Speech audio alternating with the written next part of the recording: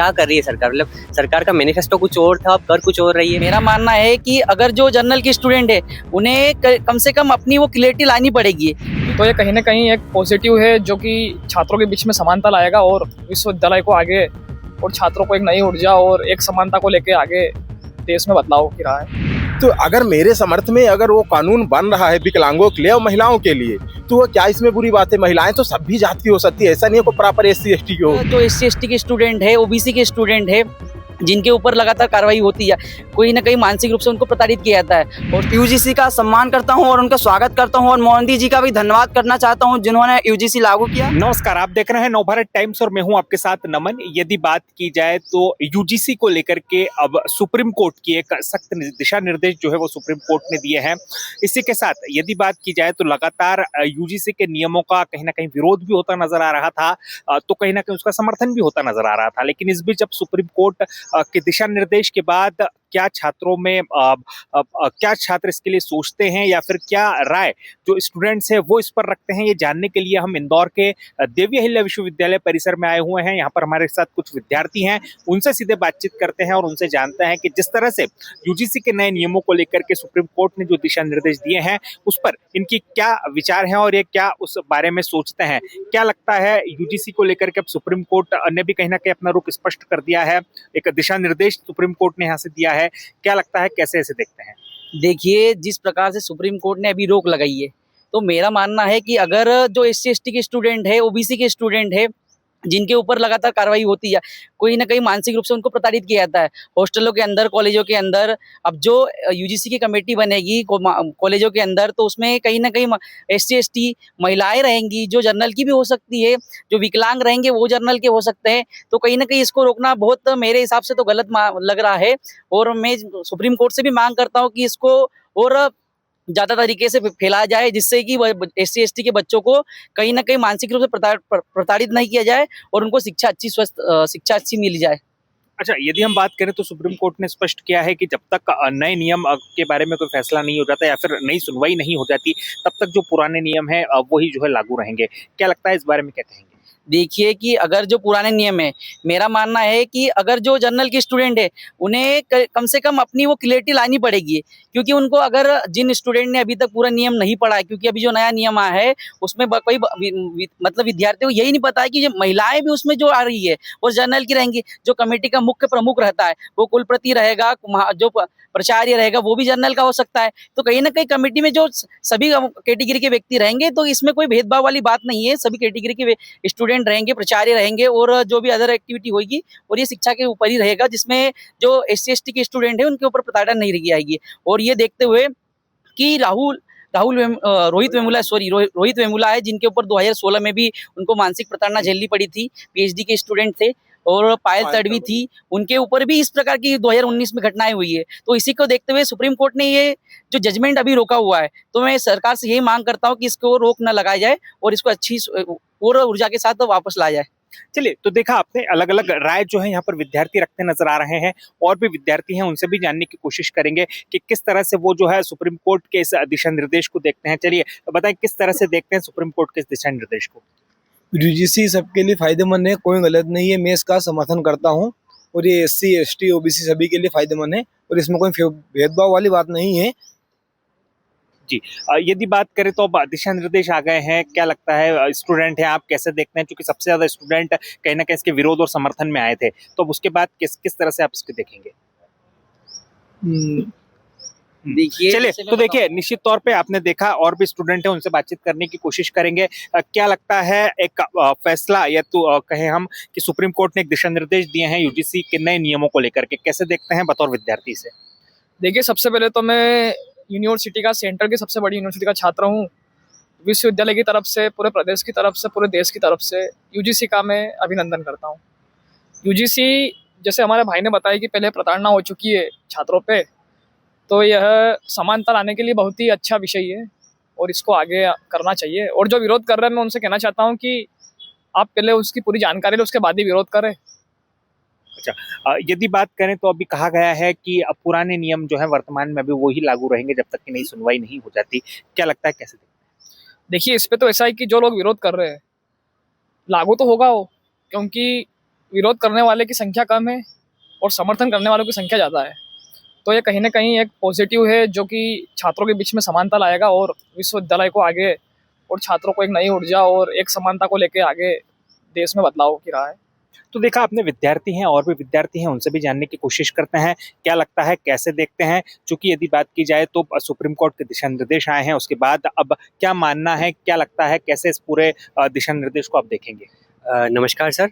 पहला तो राज्य की सबसे बड़ी यूनिवर्सिटी का मैं एक छात्र हूँ और मैं इस यूजीसी के नियमों का सरासर विरोध करता हूँ। जब पुराना यूजीसी का नियम था, मेरा अगर किसी से कोई दुश्मनी है और मैंने उसके ऊपर यूजीसी के गाइडलाइंस के तहत अगर एंटी रैगिंग वगैरह कुछ लगा दिया, तो अगर सपोज करो मैंने अपने पर्सनल बेनिफिट के लिए अगर उस पर लगाया है तो ये गलत था। अगर ये गलत साबित होता है तो मुझ पे फिर से कमेटी बिठाई जा सकती है और मुझे दोषी करार दिया जा सकता है। लेकिन नए नियमों में ये है कि अगर किसी ने पर्सनल दुश्मनी निकालने के लिए अगर किसी के ऊपर आरोप लगाया और वो आरोप बाद में झूठा साबित हुआ, लेकिन जिसने जो आरोप लगाया, जिसने सब कुछ पर्सनल दुश्मनी निकालने के लिए किया, अगर वो गलत निकला, उसके ऊपर कोई कार्यवाही नहीं होगी। लेकिन जिस बच्चे के ऊपर आरोप लगाया गया था उस बच्चे के साथ बहुत बुरा होगा।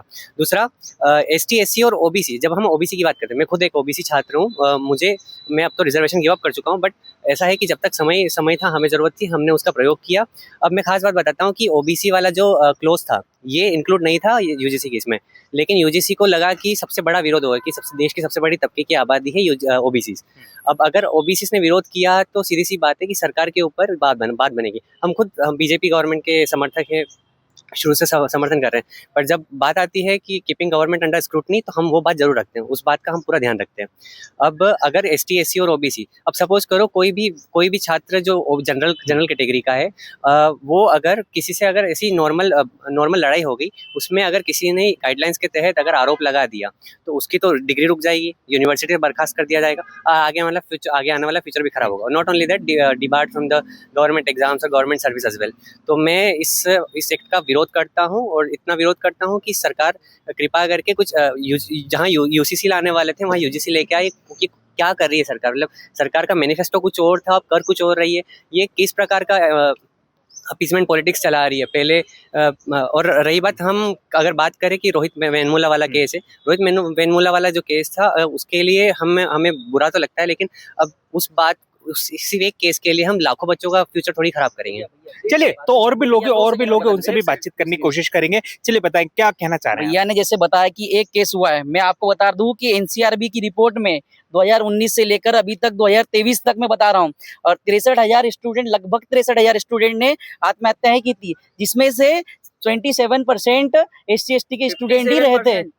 इससे कहीं ना कहीं मतलब जो स्टूडेंट की मानसिकता रहेगी, तो उससे कहीं ना कहीं वो प्रताड़ित तो हो रहे हैं ना, इसमें कोई दोहराई नहीं है ना। SC ST के स्टूडेंट भी हैं, OBC के हैं, कहीं ना कहीं इसमें छात्रों को अपनी बात रखने का कहीं ना कहीं मौका, सामने वो खुल के नहीं आ सकते, पर कम से कम अपने टीचर्स को बताएंगे, अपने सहपाठी उनको बता सकते हैं। चलिए और भी लोग उनसे बातचीत करने की कोशिश करेंगे। बताएं किस तरह से देखते हैं इस फैसले को। देखिए, जो यूजीसी का नियम आए हैं, ये बहुत सरकार की सराहनीय नियम है, क्योंकि ना ये सरकार बच्चों के बीच में जो जाति दंभ उत्पीड़न हो रहा था और शिक्षा के वो दूरी भाग रहा था, एक विशेष वर्ग SC ST, क्योंकि उनको साथ वहाँ अपनी यूनिवर्सिटी में प्रताड़ना झेलना पड़ता था, तो कहीं ना कहीं मानसिक प्रताड़ित होता था। उसके साथ जब वो मानसिक प्रताड़ित होने लगता था तो शिक्षा से अपनी दूरी बना के दिहाड़ी मजदूरी करने के लिए बेबस हो जाता था। उसी को रोकने के लिए सरकार द्वारा ऐसा कानून लाया गया, और इस कानून में जो हमारे सवर्ण भाई भी विरोध कर रहे हैं, तो उनका अब भी इसमें ना अच्छी तरह से स्टडी नहीं किए हुए, क्योंकि इसमें बोला गया है SC ST OBC महिला विकलांग, यानी मैं एक हैंडीकैप पर्सन भी हूँ। तो अगर मेरे समर्थ में अगर वो कानून बन रहा है विकलांगों के लिए और महिलाओं के लिए, तो क्या इसमें बुरी बात है? महिलाएं तो सभी जाति की हो सकती है, ऐसा नहीं है कोई प्रॉपर SC ST की हो, और विकलांग भी हर जाति में हो सकते हैं। तो फिर सवर्ण भाई को इसको समझना चाहिए ना, क्योंकि महिलाएं उनके घर की भी तो आती हैं कोचिंग में। तो देखिए, आपने देखा, एक आखिरी प्रतिक्रिया एक बार फिर आपसे ले लेंगे। बताएं। आप बात कर रहे हो कि सवर्णों को समझना चाहिए। मैं खुद सवर्ण से नहीं आता हूँ, बट मैं सवर्णों की उनकी जो मन की भावना उनको समझ में आ रहा है, क्योंकि उन्हें भी इस बात का डर हो जाएगा कि गलती से किसी को कुछ उल्टा सीधा गलती से भी बोल दिया, मतलब बोलने में भी उन्हें ध्यान रखना पड़ेगा। तो फिर यूनिवर्सिटी में जो फ्रीडम ऑफ स्पीच है वो कहाँ गई?